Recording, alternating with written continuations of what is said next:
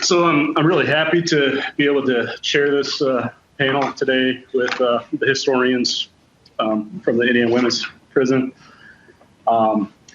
Just want to go through and introduce the three presenters here, and we also have a fourth presenter also present who's going to present in person. And then we also have another historian, Lori Record, who will join in the Q&A session at the end. So first of all, we have Rheann Kelly. Rheann's on the end here. Rheann is a member of the Prison History Project at the Indiana Women's Prison, where she began.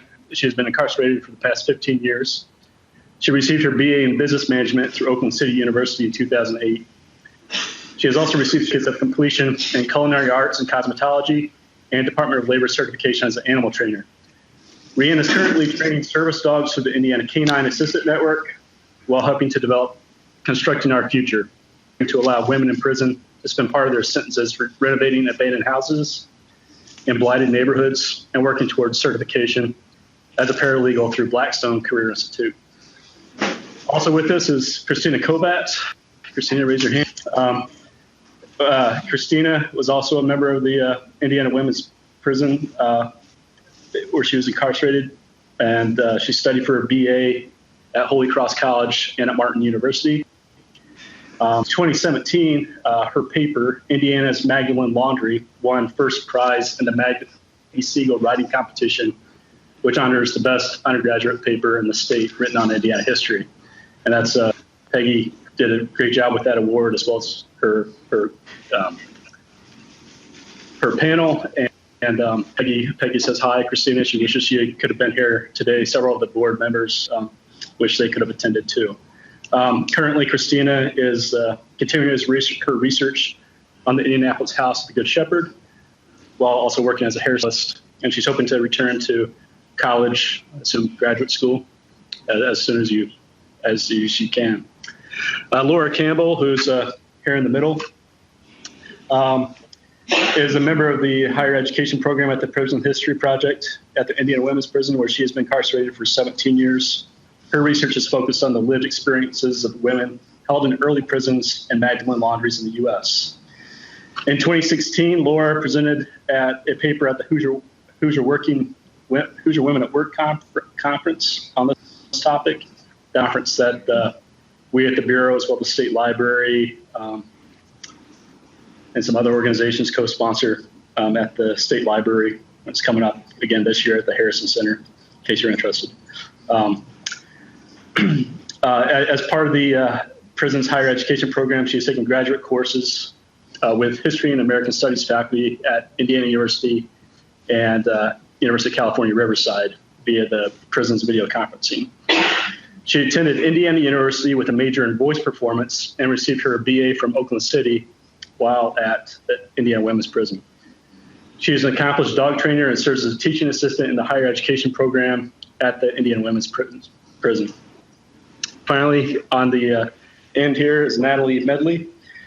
She's also a member of the Prison History Project at IWP, where she's been incarcerated since 2012. She previously presented a paper at the American Studies Association, Living and Dying in Prison, Healthcare for Incarcerated People. Although her research is focused on Magdalene laundries in the U.S., perhaps her most memorable contribution to the History Project was her incomparable portrayal of the Duchess of Stringtown in a play written by fellow students at the prison on the relationship between the Quaker founder and the Duchess, which was the owner of Indianapolis' leading brothel in the 1870s. The play was performed as part of the National Council on Public History annual meeting, which was held in Indianapolis last year. And finally, Lori Record down at the end. She and Michelle Jones, who you may have seen was featured in a New York Times article recently, the two of them co-authored Magdalene Laundries, the First Prisons for Women in the United States, which won the George C. Roberts Award for the best paper published in the previous year's Journal of the Indiana Academy of Social Sciences. Lori enrolled at Martin University in Holy Cross classes at the Indiana Women's Prison and completed certification in cosmetology and culinary arts. She is currently working in sales, but hopes to be able to return to her college studies soon. So thanks for bearing with me as I We'll go ahead and get started with Rheann's paper on, I guess I don't have a title for it, but Rheann, if you're ready, feel free to take it away. You have 15 minutes. I'll let you know when you have about 2 minutes left. Okay, so I'm going to be talking about the origins of the House of the Good Shepherd and the first establishment of a Magdalene laundry in the U.S., which was in Kentucky. In the recent past, headlines shocked people across the globe regarding the discovery Irish historian Catherine Corless unearthed due to her persistence and painstaking research. Her 2013 discovery was of a mass grave on the property of what previously was owned by a Catholic order. This discovery revived the world from its amnesia of the presence of these institutions and led to investigations which confirmed the mistreatment of the women that resided within them. In Ireland, there were 4 orders of nuns who ran Magdalene laundries. Although survivors of these institutions in Ireland have received apology and compensation for the plight they suffered, little acknowledgement has been made about these institutions or the women that were consigned to them outside of Europe. The Catholic Order of Our Lady of the Good Shepherd, also known as the Good Shepherds, had 59 institutions opened in the United States alone. While in these convents, women were made to wear uniforms, given new names, and subjected to hard labor without compensation. In the United States, as in Ireland, these Good Shepherd institutions were run by sisters trained in the same mother house in Angers, France, having been trained with the same ideology and following the same class system, structural design, and purpose. These sisters, while working with local city and state authorities around the globe, expanded their convents like a franchise. The expansion to the U.S. began when Reverend Benedict Joseph Flagey, Bishop of Kentucky, returned to his native land of France in 1835 to lecture for one of the societies of his church. According to an article published on September 11, 1887, in the Louisville Courier-Journal, while there, his way led him to Angers, where the mother house of the Good Shepherd was, and he was filled with admiration and saw that the order would be a blessing in America. He began petitioning for sisters to be sent to America to establish a house in Kentucky. His request was granted, and in November of 1842, 5 sisters representing nationalities from France, Germany, Italy, Belgium, and Ireland ventured to America. In a new convent was constructed, and the first penitent girl was accepted in 1843. This was the first Magdalene asylum outside of Europe and the first in the United States. The Magdalene Asylum's initial purpose was to act as a refuge for women deemed fallen by societal norms. These women would have been ostracized by their community and family due to their perceived sexual immorality and impurity.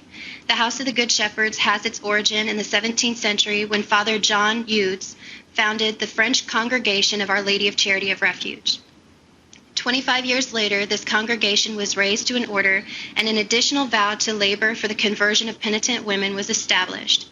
Rose Virginie Pelletier entered this order in 1814, selected the name Euphrasia, took her 4 final vows in 1817, and fast became the Mother Superior. 4 years later, based on a request from the Bishop of Angers for fallen women's refuge, she and 5 other sisters moved. It was here in 1831 that Euphrasia formed a separate contemplative group that she called the Sisters Magdalene. Becoming a Magdalene was a lifetime commitment to live a contemplative life devoid of interaction with sisters or penitents. In 1832, a refuge in Angers was constructed, bearing the name Our Lady of the Charity of the Good Shepherd. In 1835, the Good Shepherd Order formed a mother house, of which the Angers Refuge was used. This afforded additional refuges to be established and the ability to share the resources between them, even in other countries. This development opened the door for expansion across the globe, beginning first in the United States through the encouragement of Reverend Flagey in Louisville, Kentucky. Initially, the order accepted women applicants who wished to take on the role of penitents. As the years went on, they needed to erect new buildings due to limitations in space. An article written in 1859 while reporting on an upcoming fair for the benefit of the House of the Good Shepherd stated, "Their present buildings are too small.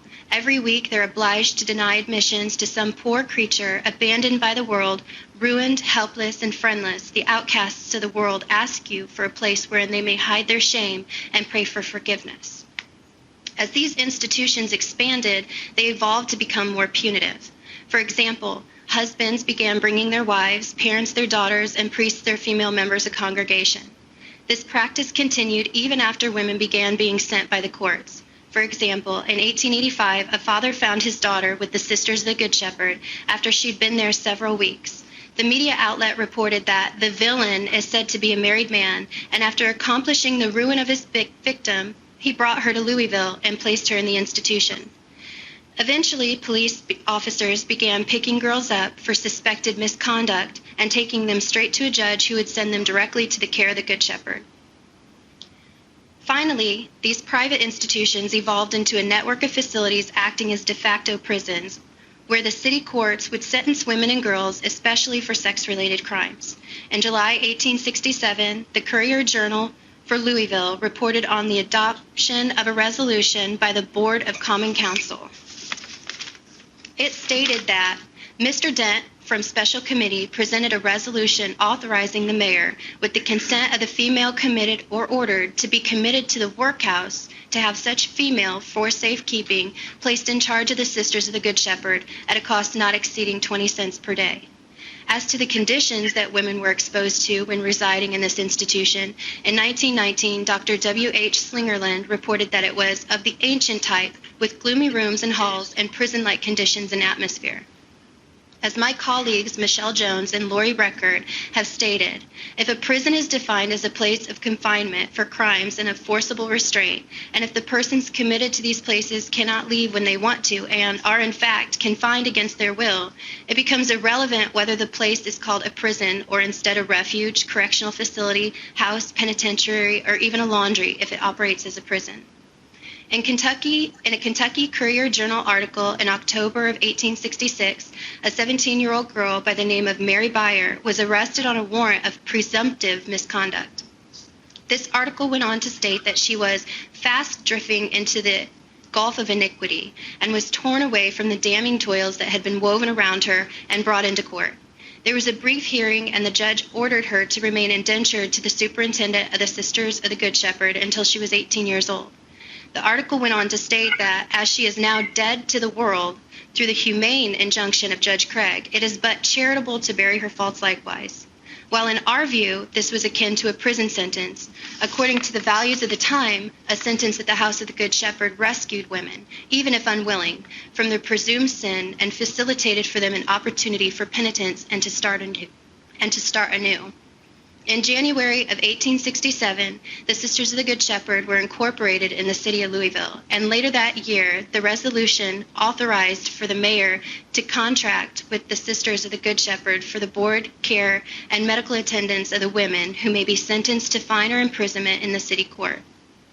In August of 1867, a young girl by the name of Catherine Myers was considered ruined by a young man whose name was well known. She was described as his victim, but his name was not divulged. The media outlet recounted the story, went on to state that as a natural result, she found a home in one of the many houses of prostitution, a moral and physical tomb from which she was rescued and taken to the hospital. From the hospital, she escaped and went back to her former life. She was then arrested and presented to the court, where the judge ordered that she should be bound out to the Sisters of the Good Shepherd until she shall be 21 years of age. In November of 2014, the Irish Examiner reported spokesperson Mr. Shatters stating, "There is now irrefutable evidence available from the Department of Justice that this state and the courts colluded in sending young women to what were then known as Magdalene asylums, and they ended up in the Magdalene laundries, and they were treated appallingly. Some of them have never recovered from the manner in which they were treated, and their lives have been permanently blighted." Through our research of these institutions in the United States, we have found irrefutable evidence available through newspaper articles and other sources that the city authorities colluded with the Sisters of the Good Shepherd in sending women to what were then known as Magdalene refuges, and they also ended up in Magdalene laundries. Once the Order of Our Lady of the Charity of the Good Shepherd was established, they expanded exponentially around the world. In 1843, the first Magdalene Laundry and Good Shepherd Convent was established in Louisville, Kentucky. The original mission of the order to convert penitent women merged with what society at large regarded as the wages of sin, and converged with the policing of sexuality by local authorities to hide from public view those deemed fallen. The refuge established itself in Kentucky by contracting with the Louisville criminal justice system, acting as a de facto prison for women considered guilty of prostitution, sexual impropriety, or even on a presumption of misconduct. There are U.S. survivors speaking out about the treatment while they were in these institutions. However, their cries continue to fall on deaf ears. Investigations have been conducted within the country of Ireland and in regard to the treatment of the women while in these institutions, but there is little acknowledgement of the plight that the women in our own country suffer. So I've spoke about the origins of the House of the Good Shepherd and the first refuge that was established in Kentucky, and my colleagues will be speaking more on the individual women's experiences while in these institutions and the establishment of the Magdalene Laundry in Indianapolis. Thank you. Thanks, Rheann. We're going to take a quick break here to move the computer around, and Christina can come up. So. Thank you.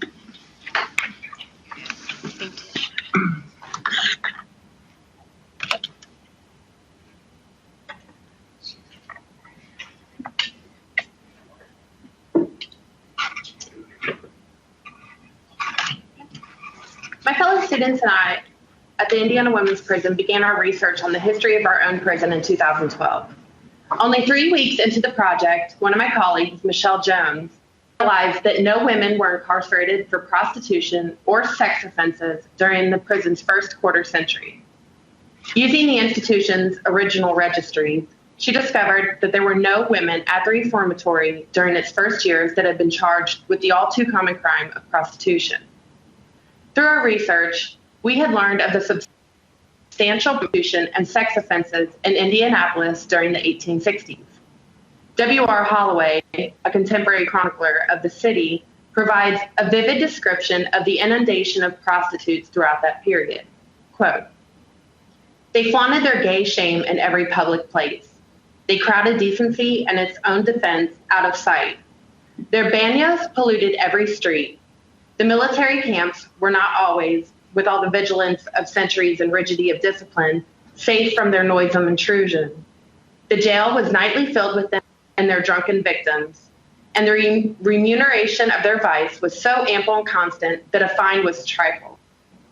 Even if it could not be paid, the alternative of a few days' confinement only restored them in better health, with strong confidence and appetites to their occupation." End quote.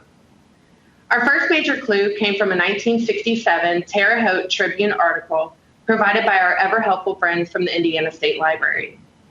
The article mentioned that the Sisters of the Good Shepherd were leaving Indiana after coming to Indianapolis in 1873 to operate a correctional institution for women prisoners. Yet, we knew from the institution's annual reports that there were no Catholic nuns working in the facility during the 19th century. In fact, we had reason to believe that Catholics were not welcome as employees at all. Further searching led to the discovery of a second prison for women, the Indianapolis House of the Good Shepherd, the 15th Magdalene Laundry established in the United States. Moreover, this correctional institution for women prisoners opened before the reformatory. The founding of the House of the Good Shepherd. The origin of the House of the Good Shepherd in Indianapolis tells us not only about women's prisons, but also provides interesting insights into Catholic and Protestant relationships in postbellum Indiana. The number of Catholics in Indiana surged during the mid-1800s, primarily Irish and German, but their overall numbers remained small, and they were often met by strong anti-Catholic sentiment. In the 1850 census, only 63 of the 2,032 churches in Indiana were those of Catholics. Yet, by the 1860s, there were already several orders of nuns in Indianapolis that were dedicated to the reform of women, especially fallen women. Prominent among these orders were the Sisters of the Good Shepherd, who, in addition to vows of chastity, charity, and poverty, also vowed to binding themselves to the labor of the conversion of fallen women and girls needing refuge from the temptations of the world. The story of how Catholics and Protestants in Indianapolis competed and eventually cooperated to address the scourge of prostitution and a host of other problems begins with the smallpox epidemic in 18. The panic resulting from the epidemic led to a demand for a city hospital. The council took a decisive stand for it, and lots were purchased and plans made for a building. The hospital was begun, but with the subsidence of the alarm came indifference. While the partially constructed hospital lay idle, it had been occupied by prostitutes and thieves.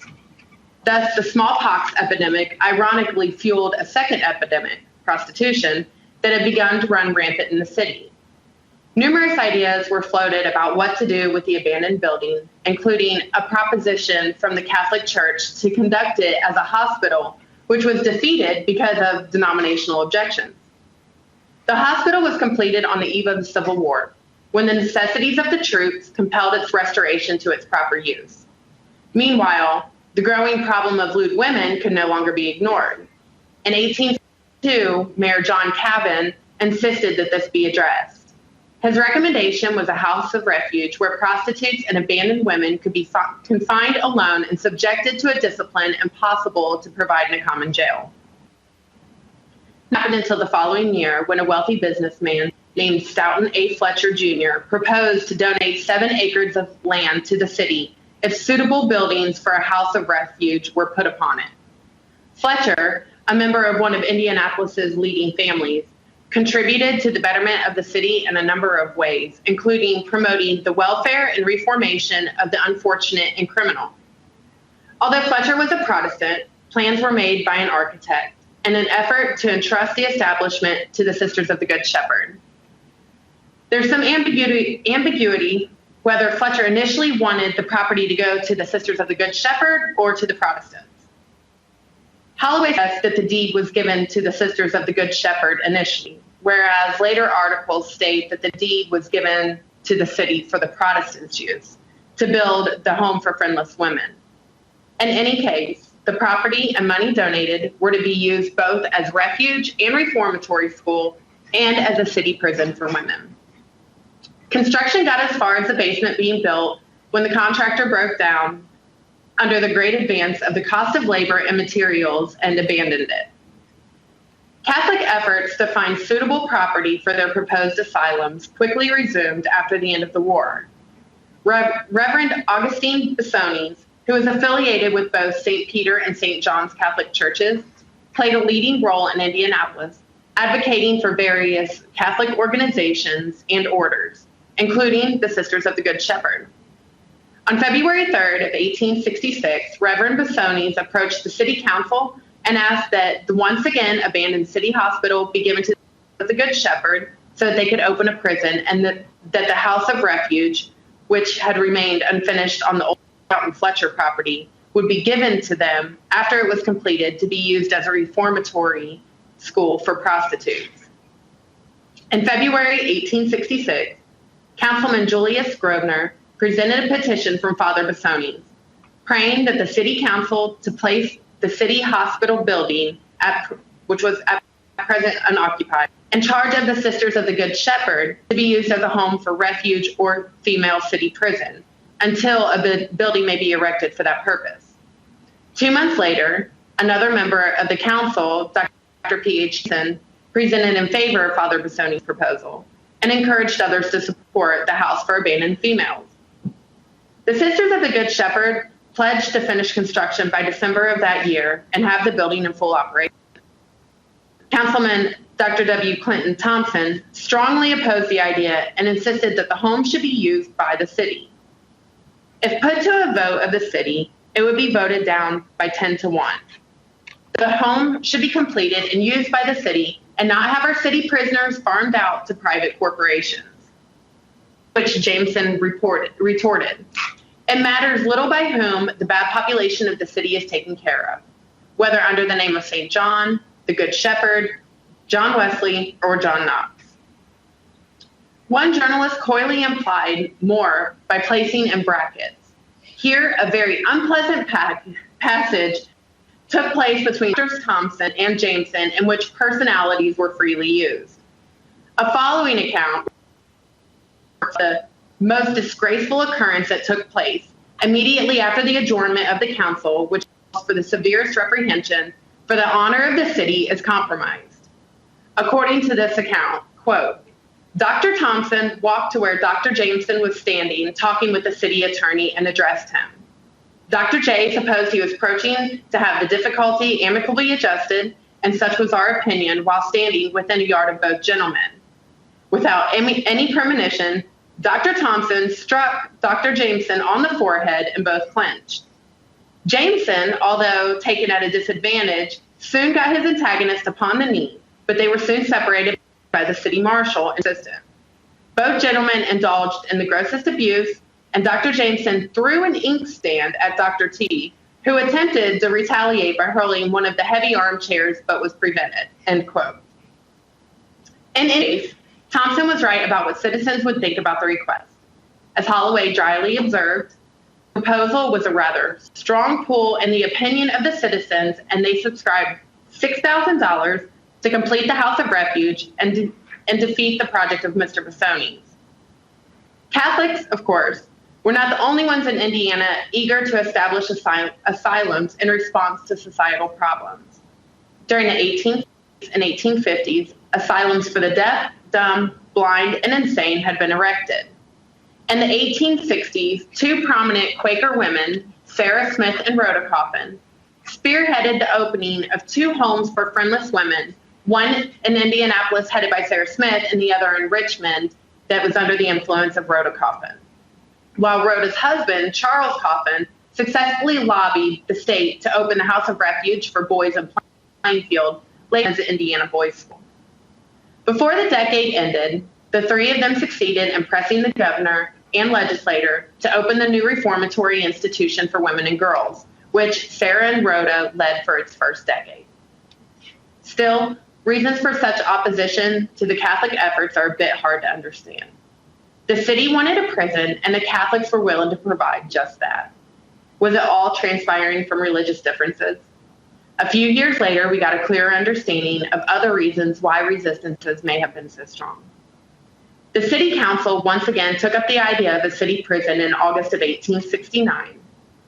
Councilman John S. Newman noted that the city had donated money for the Protestant Home for Friendless Women, an institution similar to the one being proposed by the Catholics. Yet he further expressed his concern that, quote, all Catholic institutions had refused the right of visitation to officials of the law, unquote. Councilman Henry Gimber contested this by stating that if the city were to send prisoners to the House of the Good Shepherd, that they would have the right to visit and see how they were treated. Father Bissoni's was asked to address the council on this matter. His response was surprising to us. He stated that Sarah Smith, the aforementioned Quaker leader of the Home for Friendless Women and soon to be first superintendent of IWP, had applied to him to send these women to the House of the Good Shepherd in Cincinnati and Louisville, and that he had done so, but that he had been imposing on the institutions there. Eventually, the following resolution was introduced. Quote, resolved that the mayor of the city of Indianapolis be directed to make a deed of conveyance to Stoughton A. Fletcher, the donor of the ground, of the 7 acres of land, of ground heretofore donated to the city for the home of the friendless women, lying south of the city, on condition that he make a conveyance of the same to the Sisters of the Good Shepherd, with the understanding that they construct within 5 years a building on the present location to be used as a home for friendless females, and that the conveyance shall include all improvements made on such land, end quote.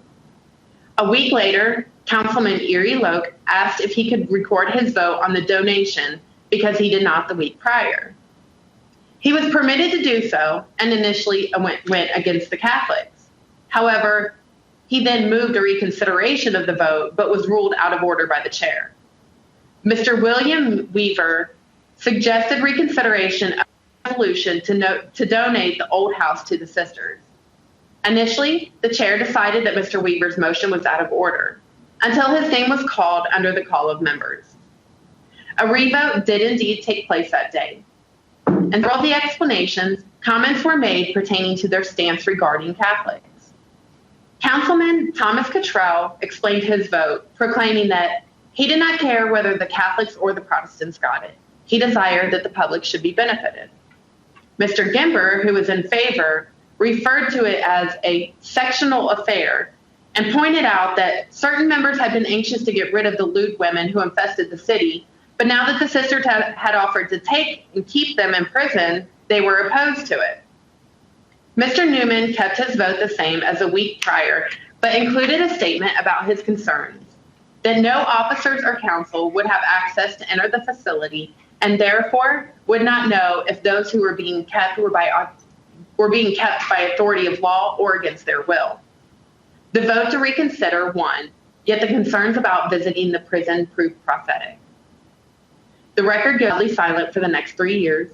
It was in February of 1873 when Reverend Besones wrote a letter to the Indianapolis announcing that the Sisters of the Good Shepherd would be opening the prison that was built on the land donated by Stoughton Fletcher back in 1862. 6 months later, Sarah Smith opened the Indiana Reformatory Institution for Women and Girls. Reverend Besones' testimony that he had been called upon by Sarah Smith to send women to the Magdalen laundries in other states before their respective prisons opened suggests at least a level of cooperation, if not collaboration, between them. Moreover, we know of at least one case, that of 9-year-old Mary McAuliffe, in which the reformatory released its charges to Father Besones to be taken to a Catholic institution. Clearly, the Catholics and Quakers shared a mission to reform the fallen ones of their sex and protect the young from danger. They may even have made an agreement between them pertaining to who got which prisoners, but that does not mean that the relationship between the Catholics and Protestants was one of high mutual regard. Perhaps the best example of this was contained in a letter written in the 1890s by the third superintendent of the reformatory, Sarah F. Keeley, to Ernest Bishop, Secretary of the Indiana Board of State Charities, trying to explain and justify discrimination against Catholics. A Mrs. Nora Gavin had applied for a position of employment at the facility. During her interview, Superintendent Keeley asked what church Mrs. Gavin attended.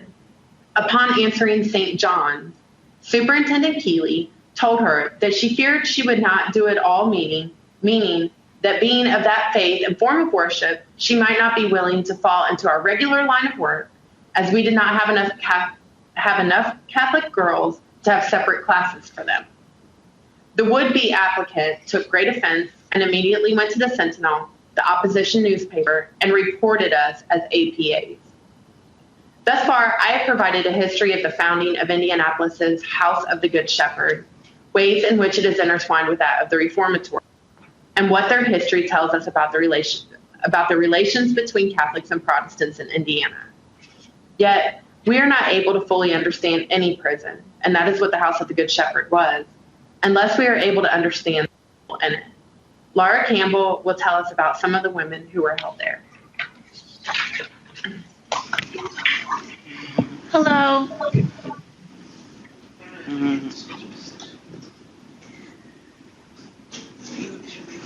Yeah. Minnie Morrison was born. What happened? I was just saying, go ahead. You're good. Okay. Okay. Good morning.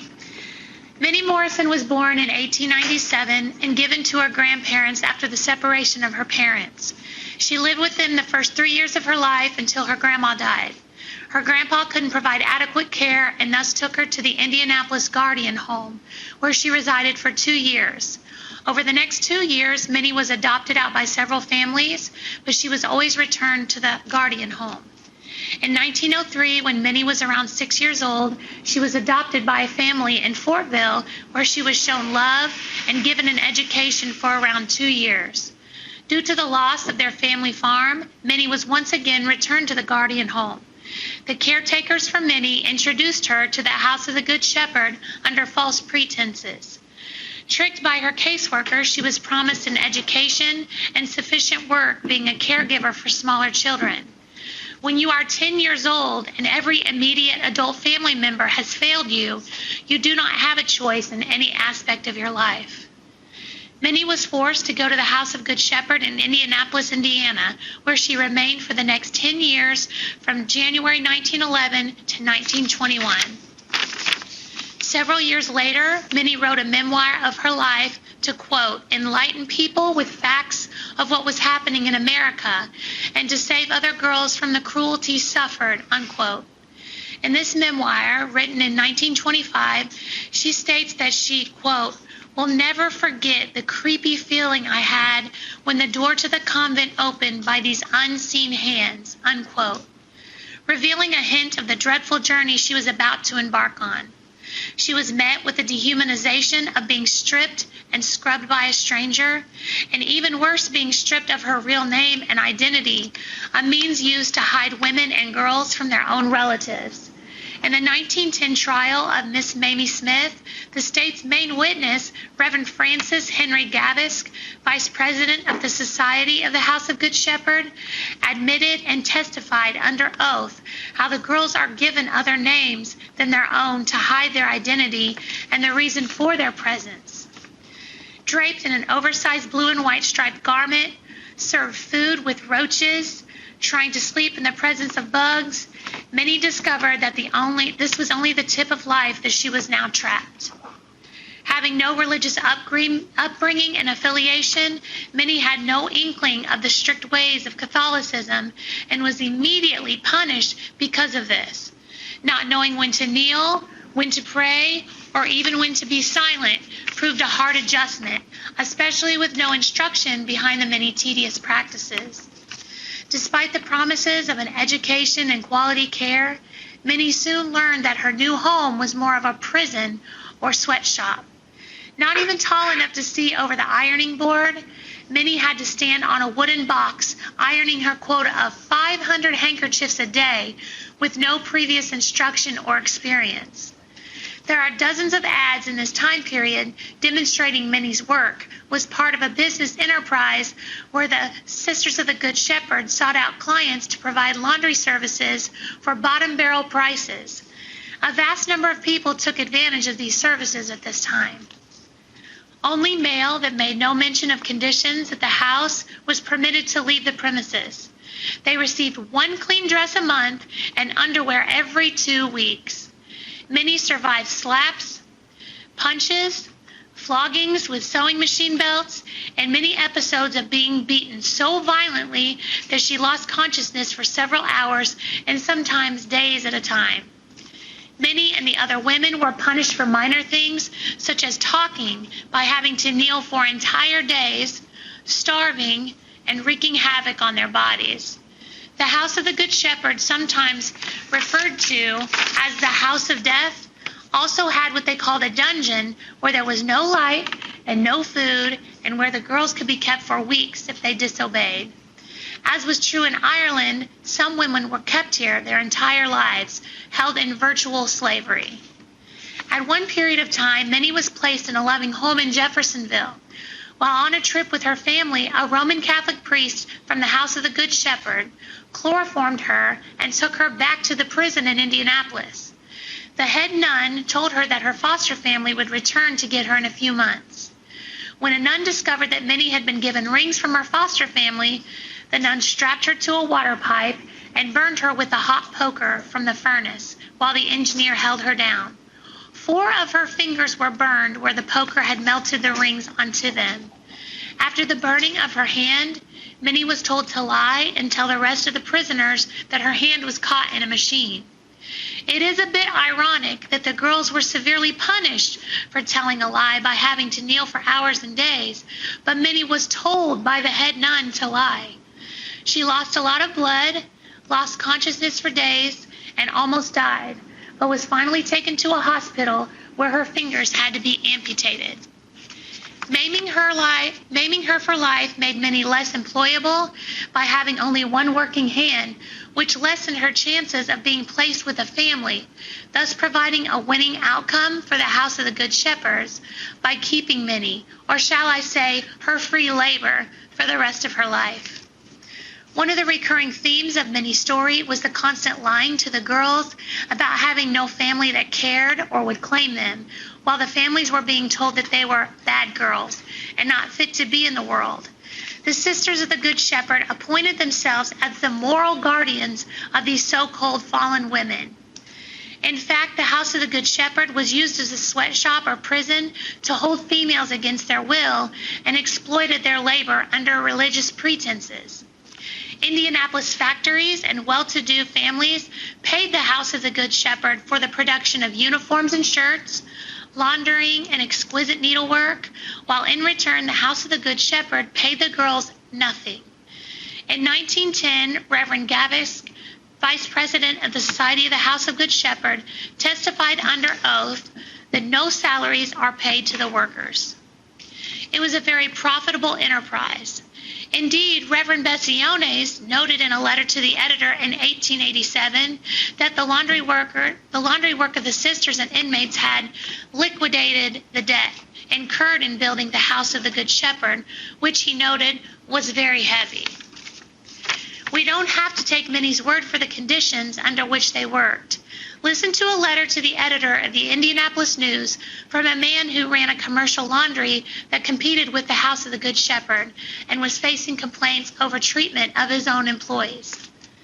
In reference to working or overworking the girls in the laundries, I wish to say this: how can you expect me to do otherwise?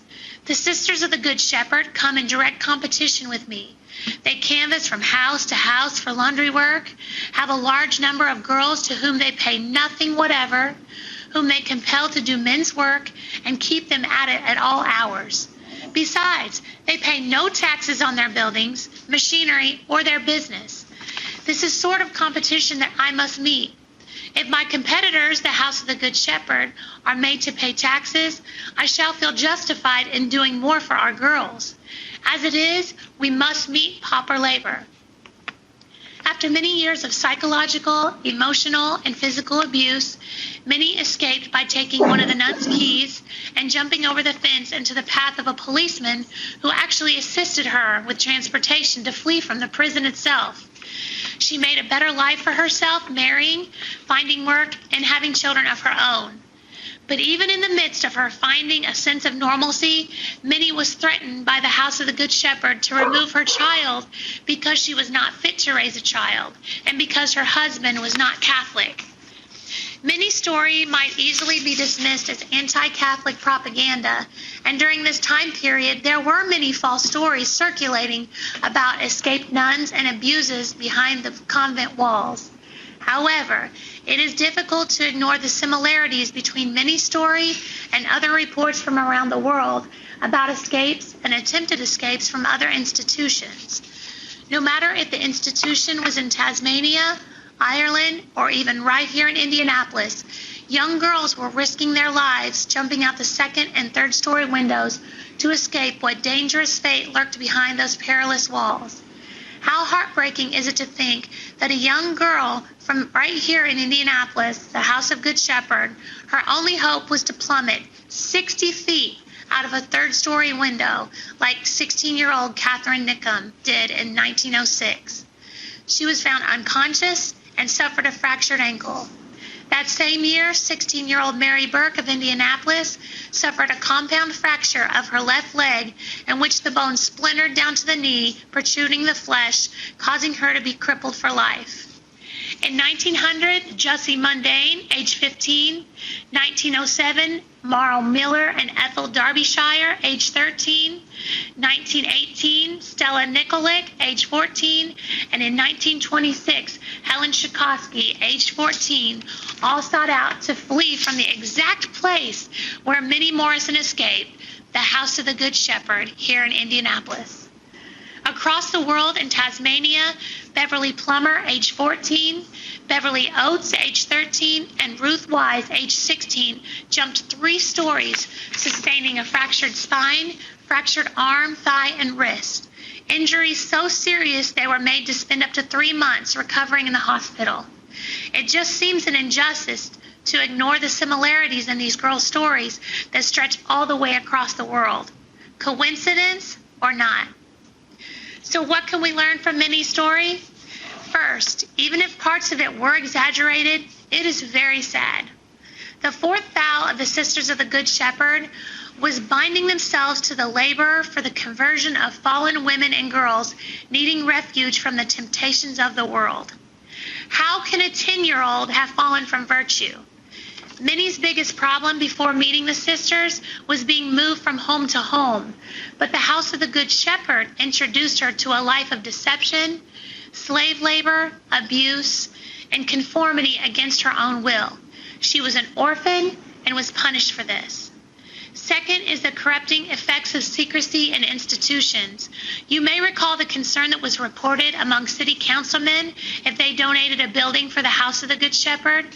Quote, neither the council nor civil officers could ever visit the institution if it was under the control of the Catholic Church to know whether those who were there were kept by authority or of law or against their will, unquote. Whether an institution is Catholic or not doesn't matter. Transparency is critical when people are being held against their will. Third is the economic exploitation of young females who never benefited financially or any other way. There was no education, no psychological counseling, no compassion. They gained nothing. And fourth, the stripping of identity was terribly dehumanizing. As prisoner 130535, I can relate to the loss of individuality. Next will be speaking will be Natalie Medley. You're welcome. Thank you. Thanks. Hi. I'm discussing today the Magdalene Laundries and the framing of female sexuality, identity, and criminality in the 20th century America. And my peers have just really set the scene on what Magdalene Laundries consist of. In 1873, Indianapolis gave host to a Catholic organization of sisters who opened a penal facility known as Magdalene Laundries. Although the Indianapolis Women's Prison was alleged to be the first female prison in the state and the country, my peers and I in the History Project have considered the Magdalene Laundry system of institutions to hold the title. Important to note is that the Magdalene Laundries I refer to throughout this essay is the system founded and maintained by the Sisters of the Good Shepherd. In my research, I have discovered other Catholic sects to have operated institutions in the United States by the same name, as well as a Protestant sect. The Sisters of the Good Shepherd take heritage from France in the 18th century and opened their first Magdalene Laundry institution in the United States in Louisville in 1843, as Rheann discussed. Fast forward 100 years to 1949, and the Magdalene Laundry of Indianapolis, ran by the Sisters of the Good Shepherd, remained a penal fixture in the city, although it was close to its end. The complex at this time was called the Marydale Industrial School for Girls. Its purpose of reforming the fallen remained the same, as did the physical structures of the living quarters in the industrial laundry. Elizabeth Kreider was a young girl committed to Indianapolis's Marydale Industrial School for Girls. At age 13, her commitment to the prison was due to being an orphan of sorts. Elizabeth was a neglected and wayward teen in need of care after her parents had divorced. An article in the Indianapolis Star revealed that inmates were committed to the Sisters of the Good Shepherd, either by commitment from local authorities or by commitment of one of her parents. Elizabeth's specific term of commitment is unclear. What is clear is that she was released and recommitted from Marydale as a juvenile.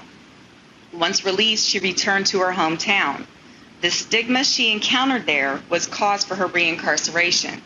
She had suffered shame from her parents' divorce, but upon return to the community, common belief was that her absence was to give birth to an unwanted pregnancy. Being considered sexually active by her community was rough for the young teen.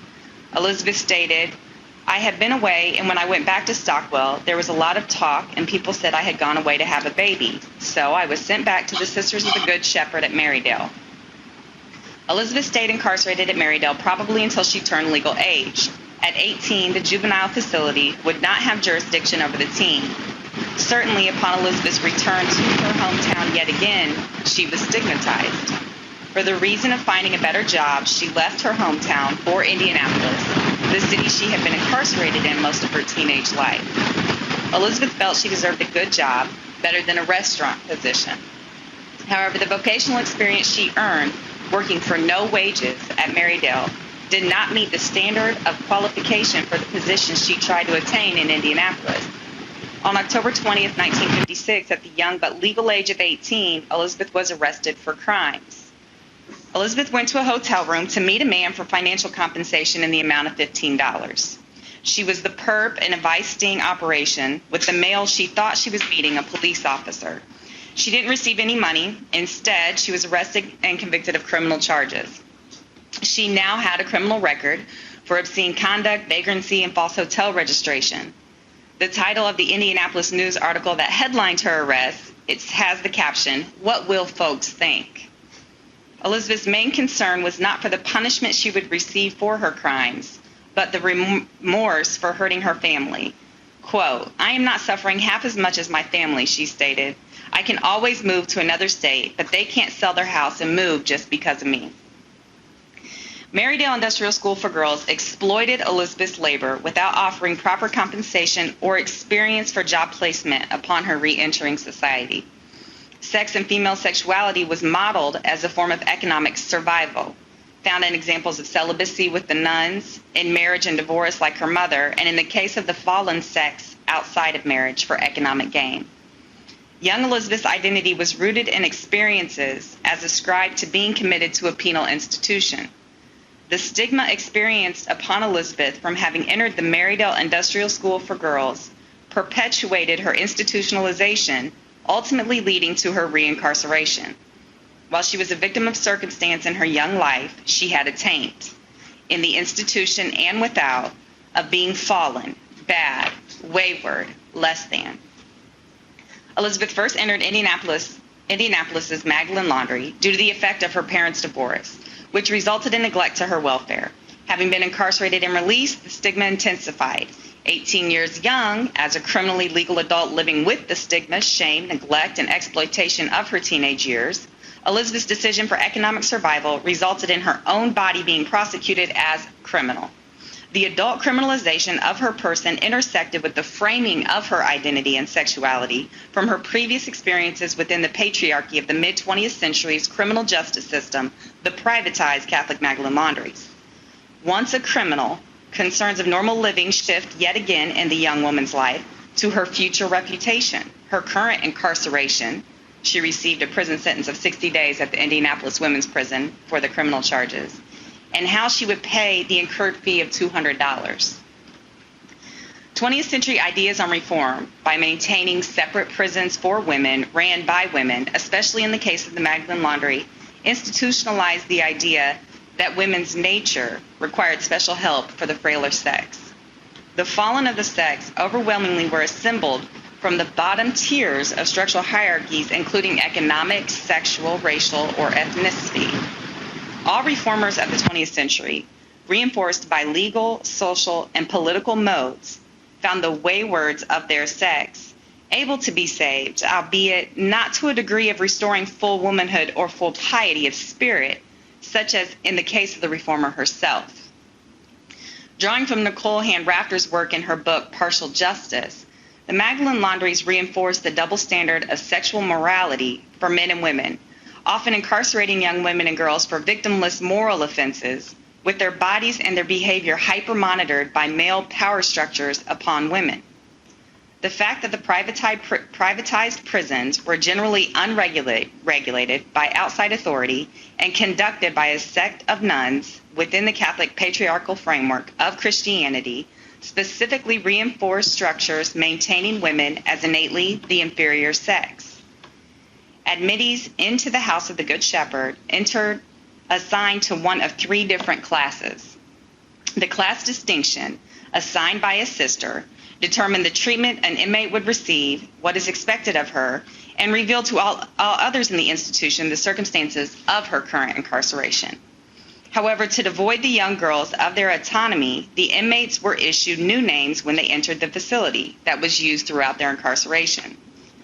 Combined with the girls' uncompensated labor, inmates of Magdalen Laundries were never fully capable of relieving themselves the taint of being born female in a male-dominated society. The standard offered by the sisters for reform, to be recast in the sisters' own image, was never truly possible. A problem in trying to recast offenders into the image of the reformers exists whereby people define themselves by what they are not. The inmate is duped from the inception of the idea of reformation. She may meet a standard, but she will always remain less than the social, spiritual, and vocational station of her reformers, the sisters. Thus, the natural disconnect with the political and social construct of reform for women in 20th century Magdalen Laundries resulted in internalized shame of being other than the reformer's ideal, of being recast into the mere image of the reformer. The night of her vice arrest, Elizabeth gave an alias.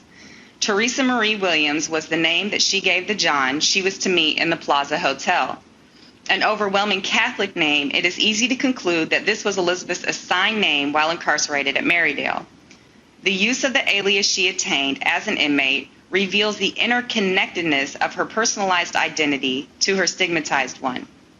Elizabeth identified with herself as an inmate, demonstrating behavior fitting a role that became even more accessible to her once incarcerated. Without providing viable ways for the incarcerated to overcome the status of being the lesser sex in the 20th century, the Magdalen Laundry system perpetuated the very type of personhood it alleged to desire to reform. The system framed female criminality, witnessed at first glance in its very mission to reform the fallen. By reinforcing the standard determining who is fallen, the Magdalen system assigned an identity to young female inmates that easily meshed in the impressionable girl's concept of personal identification and modes of sexuality. The question that remains is, had Elizabeth not been incarcerated, would her choices have included the options she determined were available for her? It is obvious that the framing of Elizabeth's identity, sexuality, and criminality would be different without the influence and incarceration of her person in the Catholic Magdalen Laundry.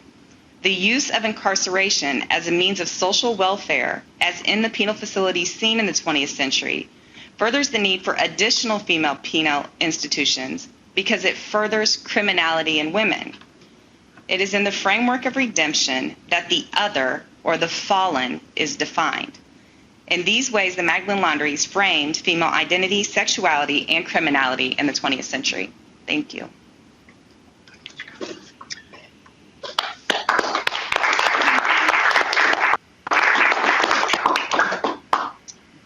Thank you all. I just want to express my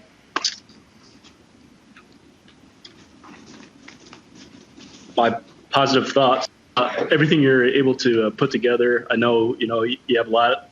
It's not like you can go to a research or library or archive to do this research, and the conclusions you've drawn are just like really incredible.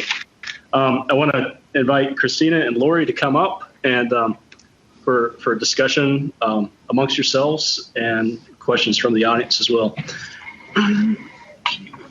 Thank you. It's just me. Lori had to go. So it's just Christina. So do we have any questions? I have a question. I'm not really sure who to address this to, so anybody jump in. And I just want to reiterate what Chandler said. That was an excellent presentation, and I'm very impressed. I'm not sure that I've seen a group project where the pieces fit so perfectly together. I had a lot more questions when you guys started, as you went on, so thank you. I was just wondering if I guess, with administrators viewing the laundries as sort of a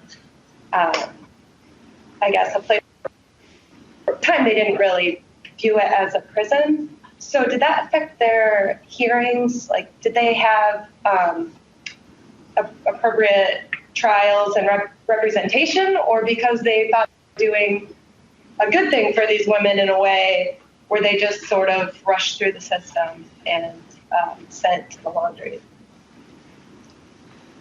Did anybody come across it? I can speak on that a little bit. In the research that I was doing and the newspaper articles that I read, a lot of the women that ended up going to the House of the Good Shepherd, it was actually a judge that was making his own decision to just go ahead and send them there.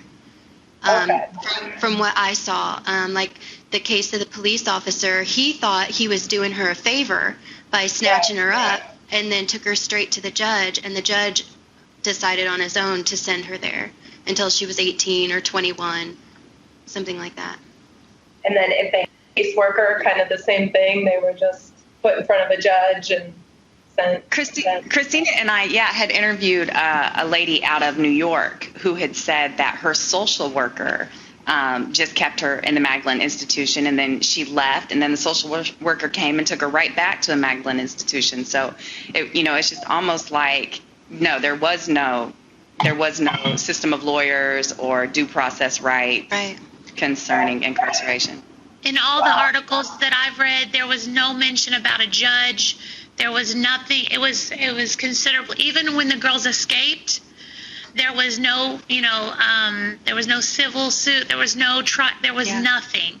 So that was one of the things that I think that we're going to try to dive into in a later date. So that's a really good question. Yeah, just like, and sometimes, like she said, it wasn't through the court system either. Up until one of the articles that I had found was, well, actually, that still would have been a little earlier on. I stayed, but it was a husband, or it was somebody that they had an affair, and so that guy actually had taken her there and dropped her off, and so.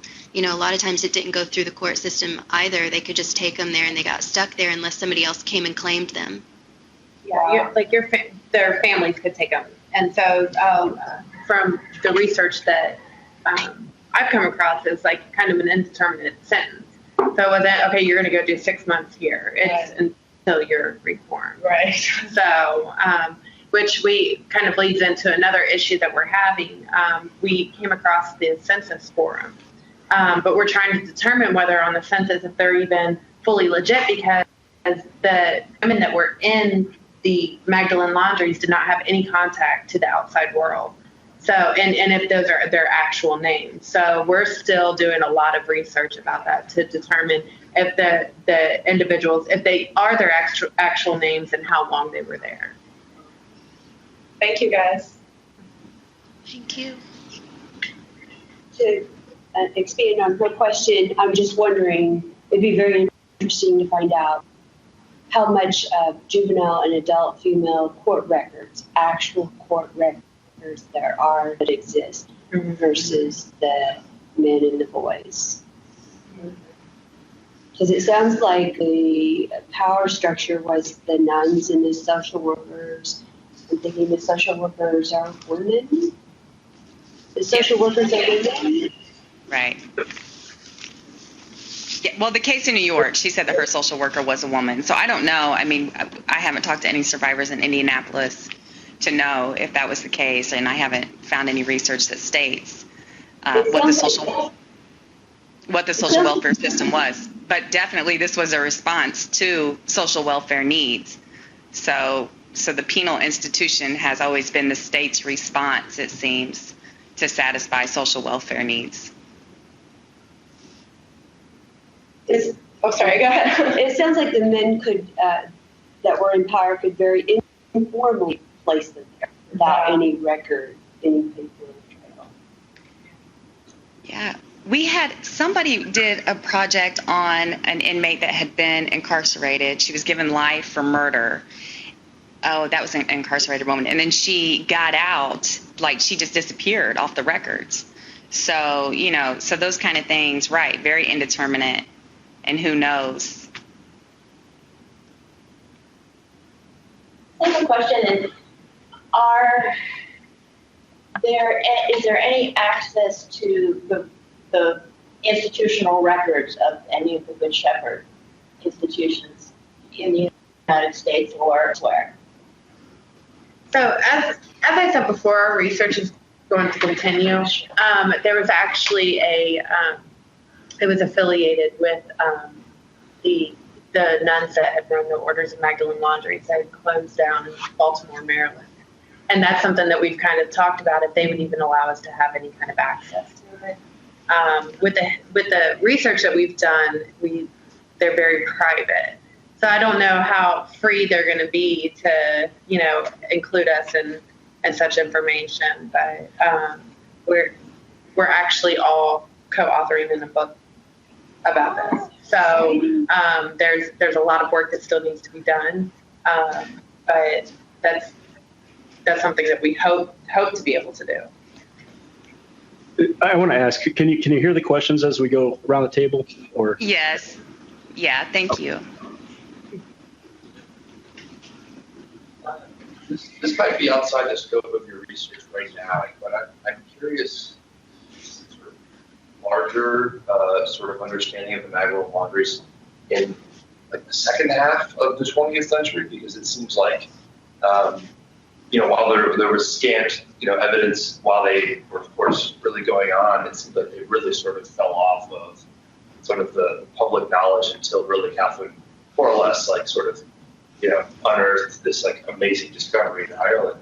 And again, this may be outside of your scope so far, but do you guys have any understanding of if there was any coverage in newspapers of these Magdalene laundries, after 1940s or so? The interesting thing is that, so with its inception in the 19th century, so you saw the reform of women and girls.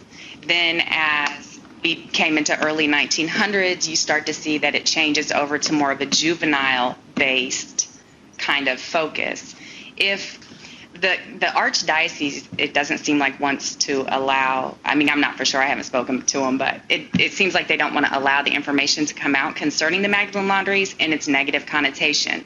However, there's been a dissertation that's been done I believe, that refer to the Magdalene laundries as a system of schools.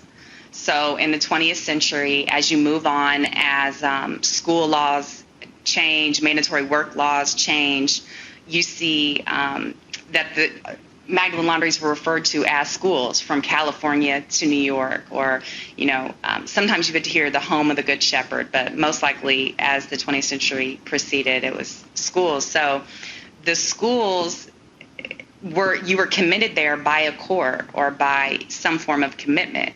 So then it was still a penal structure. So the fact that they ended, the fact that the schools were no longer needed, I feel reveals that there was something in that social welfare system that was no longer required by the Magdalene laundry. So I don't know if it was for profit, if it was economics that weren't coming into play. And when you see the washers and dryers, become commonplace in homes, and when you see industrial laundry kind of going out, you also see a change in the Magdalene laundry. So we think that all of those things probably come into play. And just to add on a little bit to what Natalie was talking about, a lot of the articles that I read as it got later on, they really didn't want to refer to the women. They would always refer to the girls they were all supposed to be children. And so, I had to differentiate between when they're talking about the women and the girls in the school. But so they did refer to the women a few times, but they kind of kept that under wraps. It seemed like the girls were, what was on show, and the new buildings were being built for the girls, and they would, talk about their education and things like that. But the women actually would still work at the laundry. And so there was reference to that the laundry had continued up until they closed because it had burnt down, and then they rebuilt it.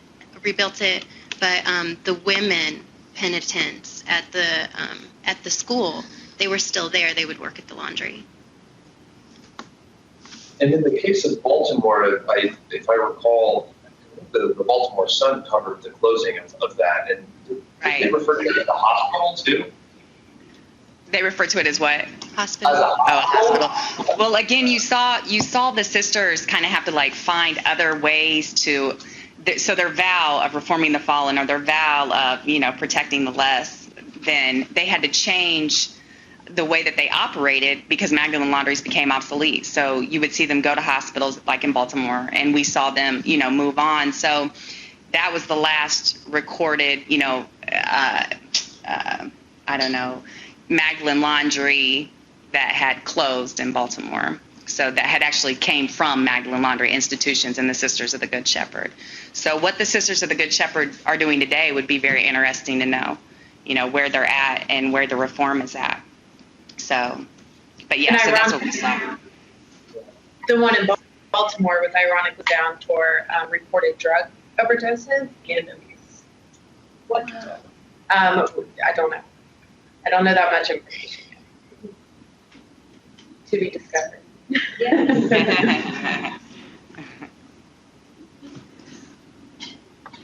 I have one question. How how many inmates or people in unfortunate situations are we speaking in these institutions? Does it change over time? Is it a similar number of people? Well, I digitized the census. Actually, we digitized the census for the paper that I had written, and we did notice a growing number of individuals that were in there, and the ages also started to range a great deal. I can't give you an exact number. I think the first, yes. Yeah, it definitely varies, right, across time and geographical location. In 1903, there's an article right here that says that 2 industrial and reform schools, so they're referring to the St. Joseph School for Boys in Indianapolis and the Marydale Industrial School for Girls, and that it had 187 inmates totaling. So between those 2 institutions, so I'm sure in different institutions, like in Chicago, there would be one of the institutions in Chicago I would read would have 100 inmates. But as the 20th century, moved forward, the enrollees, if you will, or the inmates started becoming less and less. Yeah.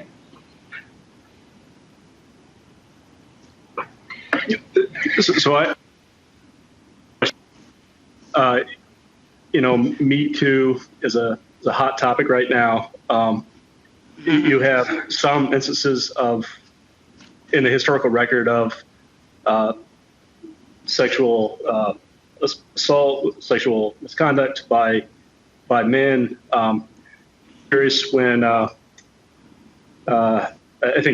think Laura was talking about where you're talking about the beatings that the one woman endured. Does the historical record at all talk about sexual assault within the laundries, or how much is in the historical record regarding the women being brought? Is it kind of being shoved under the rug if it's there, or is it visible in what's being reported in the historical record? Natalie and I, when we interviewed Diane O'Hara, she spoke about when she was brought into the facility and she was taken to a doctor who they do an exam on her, and she had claimed that he had sexually assaulted her. Other claims? Well, I was going to say that another colleague, Anastasia, she has been focusing on in some of these laundries and other places and prisons how women were used for experimentation by, I cannot think of his name, Dr. Right, and eugenics. Parvin. Yeah. Dr. Parvin.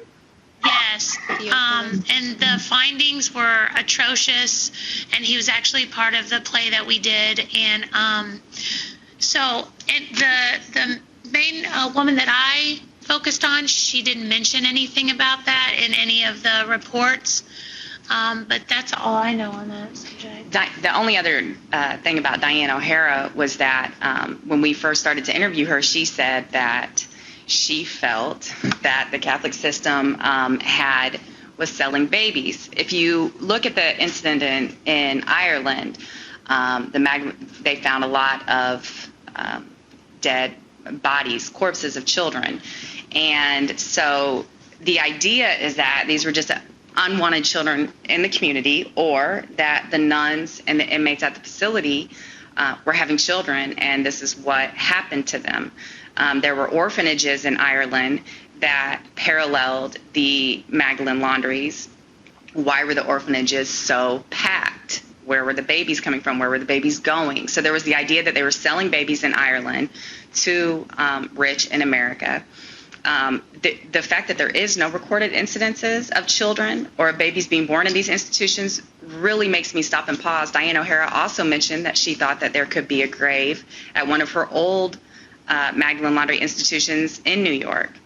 So she did mention that maybe the sisters there would be whispers that a sister was pregnant, or that a fellow inmate. So as far as Ireland and any kind of abuses going on in Ireland. Like some of the articles that I had read,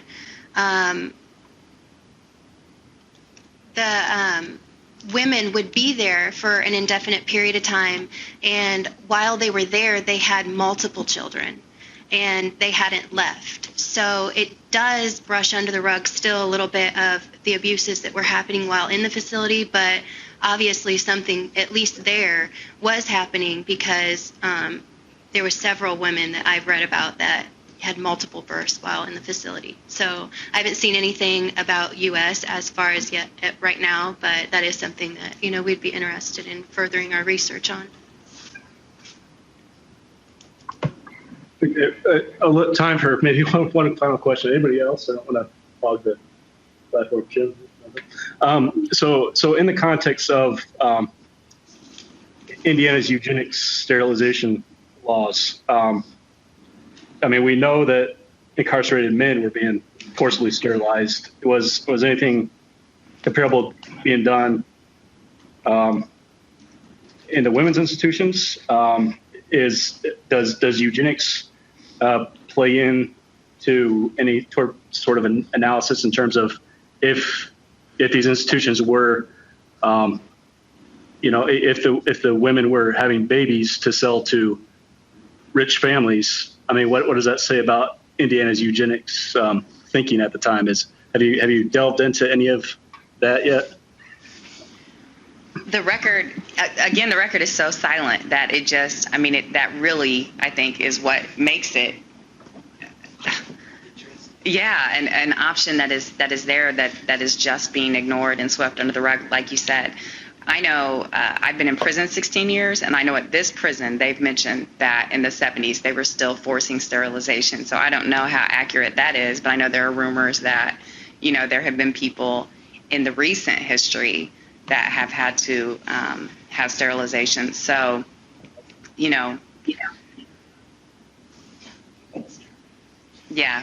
will have to continue researching that. But Anastasia, she's in Madison, and that's right up her field. She's into eugenics and what has happened to women's bodies during incarceration.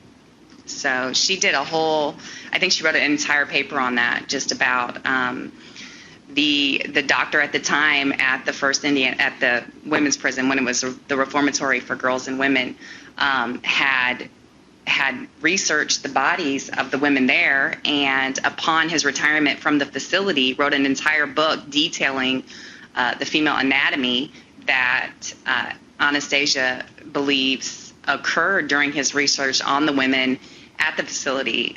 She stated how he used cocaine to try to numb areas, and how he tried to, I don't know, if a woman wanted to have sex or masturbated, she was, somehow wrong, something was wrong with her sexually, something was wrong with her physical anatomy. So Anna would be the person to talk to about that. Well, again, I just want to commend you for your research, and keep up the great work. Thank you so much. Really exciting stuff there. So. Thank you. Thank you. Bye, Christina. Thank you. Bye, guys. See you later.